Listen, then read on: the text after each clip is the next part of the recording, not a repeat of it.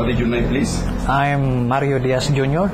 Yeah, where are you from? I'm from Philippines, Mindanao. Yes. And then I'm on board at Hilas Argosy LPG carrier as second officer. And then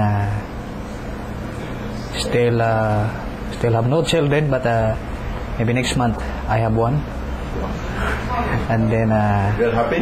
yes, sir. I'm happy. And then my impression here at Santos, the place was good. And then same as they have similarity with the Filipino. They are hospitable. And Stella Maris is quite good to us seafarers because